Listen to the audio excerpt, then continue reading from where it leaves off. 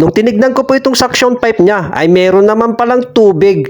Pero anong dahilan? Bakit andar daw ng andar at palaging nawawalan ng tubig? At ito, inandar nga namin. Pero nawawalan talaga ng tubig itong electric pump niya at naka-zero na rin po yung pressure gauge. Binakbak na namin, malamang nasa ilalim ang sira nito. Tingnan natin kung yung nga talaga yung sira. Kailangan na kasi itong hukayin kasi tinabunan nila ito ng lupa at saka sinimento na rin kaya napakalalim na po yung tubo niya. Dalawa pala yung nakakabit dito mga boss, electric motor at saka yung poso.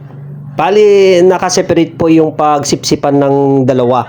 Ito po, nakalagay po sa gitna ng tubo, itong suction pipe ng electric motor pump. So ito, nalagari na namin. Gagamit na po tayo ng llave tubo. So ito nga pala yung ginawa naming poso. Medyo matagal na rin po ito, mga may 5 years na siguro. Pero ang ganda po yung tubig.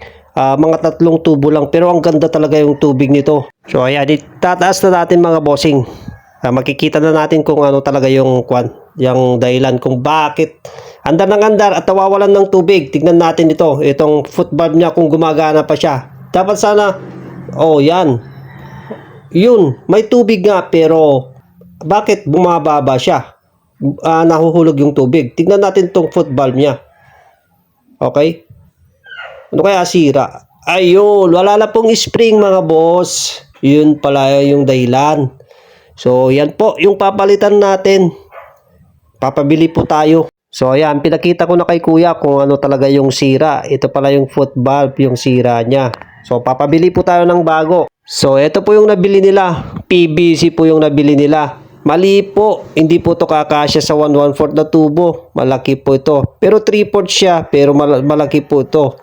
Kaya yung bronze po yung kukunin nila, yung bibilhin nila. So ito, maglalagay na po tayo ng foot valve. Aalisin lang po natin yung screen niya. Baka kasi maglumot yun pag matagal na. Baka mahirapan po yung motor na magsipsip.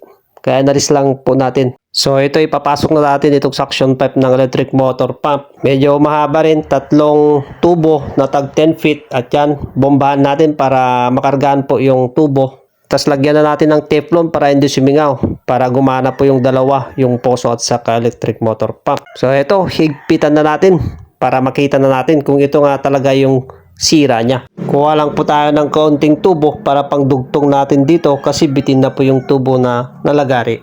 Mag-coupling na po tayo ng PVC para ito po yung gawin nating pangdugtong dun sa pagsipsipan ng electric motor pump. So ayan, okay na mga bossing, nilagyan ko na ng tubig para tumigas na po siya. Ito na mga boss, lalagyan na natin. So ito na mga boss, wala po silang tubig sa bahay nila, kaya inkamakam na lang namin itong ginawa namin.